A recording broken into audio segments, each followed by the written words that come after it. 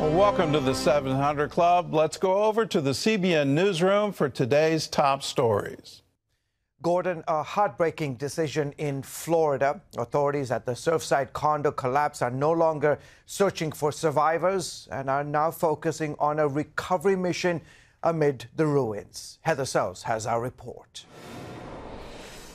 On Wednesday night, rescue workers and local authorities joined together in a moment of silence.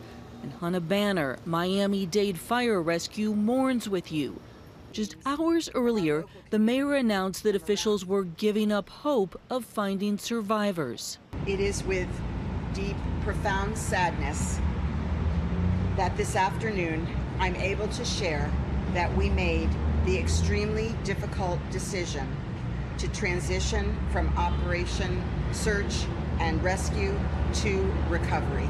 The assistant fire chief saying the decision was based on several reasons. These engineering factors include, the building collapse itself, the pancake, which gives you the lowest probability of survivability, coupled with the fact that it gives you very little voids. The mayor praising the searchers who've worked for 2 weeks trying to find survivors amidst the rubble of the high-rise condominium.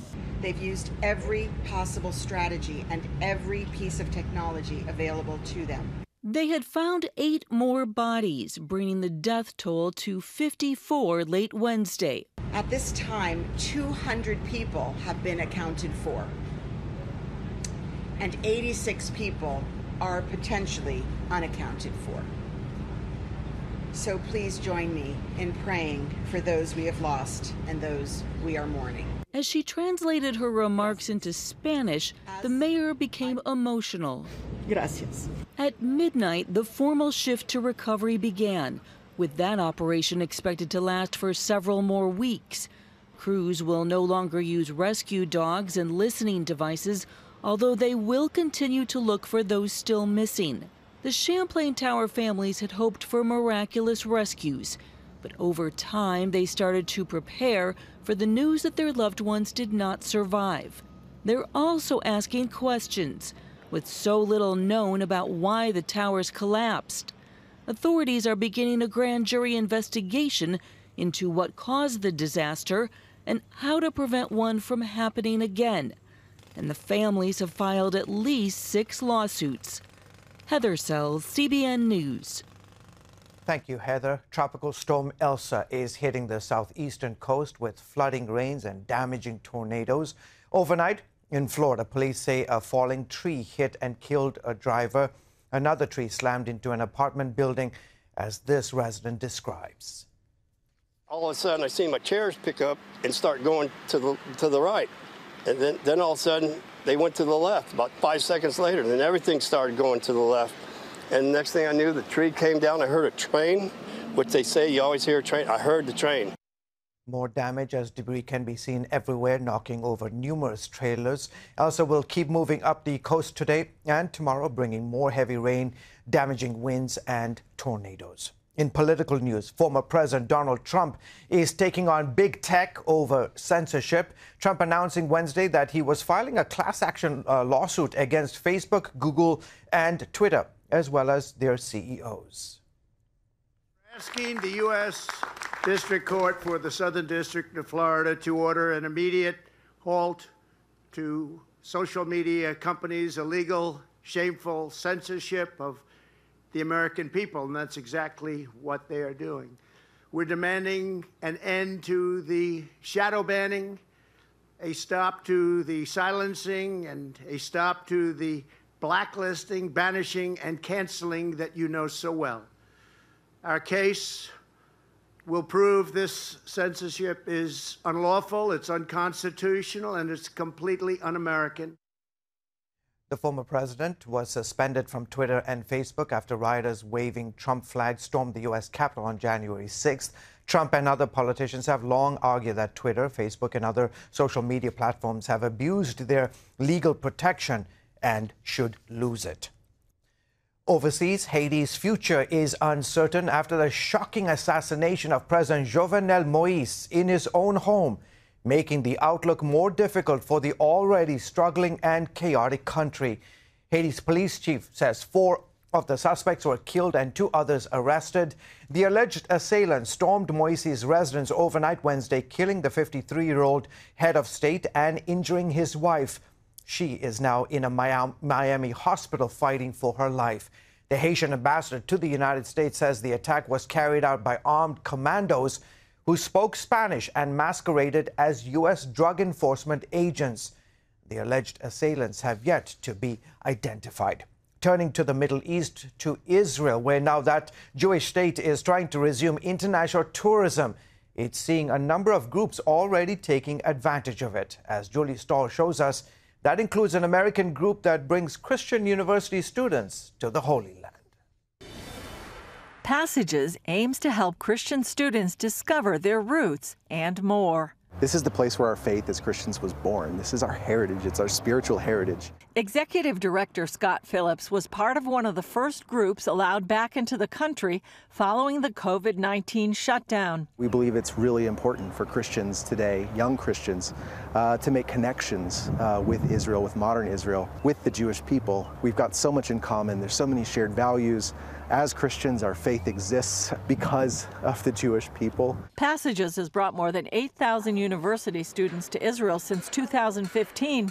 Now they hope to bring another 3,000 within a year. Passages is an organization that it's not just a 9-day trip to Israel. It truly, I've been involved with many, many organizations all across the world, and Passages, more than any other, invests in their alumni. It invests in the future Christians of America. This was Kennedy Lee's 3rd trip.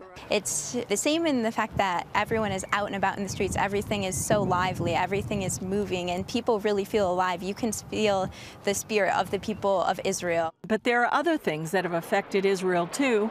The recent 11-day war with Hamas, as well as rioting in mixed Jewish-Arab cities in Israel. Israel, the people of Israel, have had a really hard last year and a half. Of course, the world has. But on top of that, a month ago, with 4,500 rockets coming out of Gaza from Hamas into Israel, of course, all of the domestic conflict happening, the riots and so forth in Israeli cities throughout the country. We talked to a mother in Lod who tells us that she moves to this community specifically to raise her family, a place where Arabs and Jews live together in peace and coexistence, and now it is hard to look at her neighbors. That's heartbreaking. It's just something I never expected, and that even 2 years ago it seemed like it would be hard to hear that in Israel. So I think that's something that is different and I maybe wasn't ready for. Lee said the Passages trips equip her to speak to people her own age. The younger generation doesn't speak in facts, and that's true, especially regarding this, a topic that has so many just feelings and emotions. So for me, going home and being able to kind of be an ambassador for the people that we have talked to during this trip and take their emotion. I've felt emotion, I've seen it in their eyes, in their demeanor, and in their words. And to be able to take that back, to talk to my younger friends in America and just tell them, you know, I was there a few weeks after it happened. I actually know what is going on, and I'm so happy that Passages is here with students and that we can do that. Phillips said the Israelis are glad to see them too. We're just excited to be back, to be able to provide some kind of joy. It gives us joy to be with our friends in Israel, and so we hope that we can give some joy to others here. Julie Stahl, CBN News, Jerusalem. Thank you, Julie. In health news here at home, American adults consume 60 pounds of sugar each year. No wonder more than 40% are obese, and children take in even more. Lori Johnson brings us this alarming look at how much damage sugar can do to your health. More than 42% of adults are now obese, making it the first time the national rate has passed the 40% mark. One reason? We consume 3 times the recommended amount of sugar. Most American adults consume about 1/3 of a cup of sugar each day. Think of it. That adds up to about 60 pounds a year. This much. But guess what? Kids consume even more than grown-ups, 65 pounds a year. A lot of that comes from beverages. Kids consume 30 gallons of liquid sugar a year, enough to fill a bathtub. Fruit juices, sport and energy drinks, even tea and coffee are often loaded with sugar.